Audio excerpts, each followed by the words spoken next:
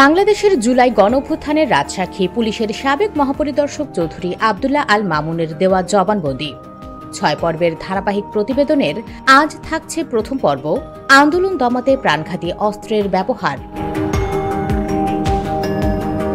২০২২ সাল থেকে শেখ হাসিনার সরকারের পতন পর্যন্ত আইজিপির দায়িত্বে ছিলেন চৌধুরী আব্দুল্লাহ আল মামুন।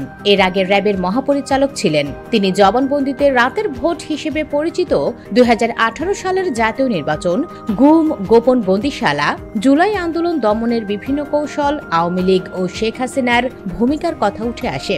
সাবেক এই আইজিপি গ্রেপ্তার হয়ে বর্তমানে কারাগারে আছেন। জুলাই গণঅভ্যুত্থানের সময় সংঘটিত মানবতা বিরোধী অপরাধের একটি মামলায় তিনি অ্যাপ্রুভার বা রাজসাক্ষী হয়েছেন। জবানবন্দিতে চৌধুরী আব্দুল্লাহ আল মামুন বলেন, আন্দোলন দমনের উদ্দেশ্যে এক পর্যায়ে হেলিকপ্টারের মাধ্যমে আন্দোলনকে নজরদারি, গুলি করা ও ভীতিকর পরিবেশ সৃষ্টির উদ্দেশ্যে গোপন পরিকল্পনা করা হয়।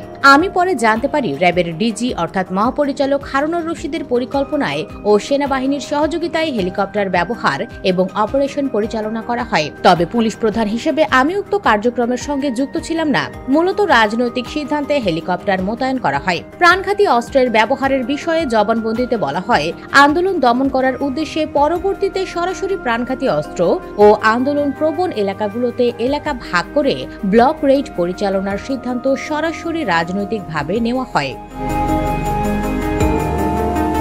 স্বরাষ্ট্রমন্ত্রী আসাদুজ্জামান খান কামাল আমাকে জানান, প্রধানমন্ত্রী শেখ হাসিনার নির্দেশনার প্রেক্ষিতে আন্দোলন দমন করার জন্য প্রাণঘাতী অস্ত্র ব্যবহারের সিদ্ধান্ত হয়। এ সময় আমার সামনে অতিরিক্ত ডিআইজি প্রলয় জোয়ারদার উপস্থিত ছিলেন। তার মাধ্যমে ডিএমপি কমিশনার সহ পুলিশের বিভিন্ন পর্যায়ের কর্মকর্তারা ওই নির্দেশনা জানতে পারেন। সাবেক আইজিপির জবানবন্দিতে উঠে এসেছে, ডিএমপি কমিশনার হাবিবুর রহমানের সঙ্গে স্বরাষ্ট্রমন্ত্রীর সরাসরি যোগাযোগ ছিল। ডিএমপি কমিশনার হাবিবুর রহমান ও ডিবির প্রধান হারুনুর রশিদ প্রাণঘাতী অস্ত্র ব্যবহারে অতি উৎসাহী ছিলেন।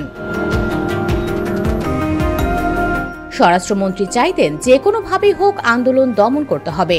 18 জুলাই 2024 ডিএমপি কমিশনার হাবিবুর রহমান প্রকাশ্যে চাইনিজ রাইফেল ব্যবহার করে গুলি করার নির্দেশ দেন।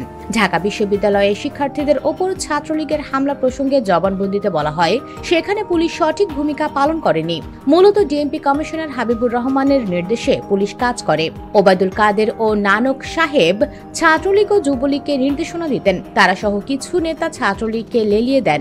সরকারকে বিপথে পরিচালিত করে ও আন্দোলনকে কঠোরভাবে দমন করার জন্য আওয়ামী লীগ পন্থী বুদ্ধিজীবী, সাংবাদিক, পুলিশ অফিসার সবাই আগ্রহ ছিলেন। ওবায়দুল কাদেরের আগ্রাসী বক্তব্যের ফলে ছাত্রলীগ ও যুবলীগ ব্যাপকভাবে সক্রিয় হয়ে যায়।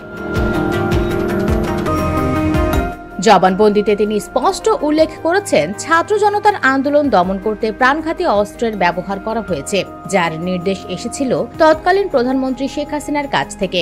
এছাড়া কিভাবে এই ঘটনা পরিচালিত হয়েছিল তারও স্পষ্ট জবানবন্দি দিয়েছেন তিনি। US Bengal, Bangladesh report.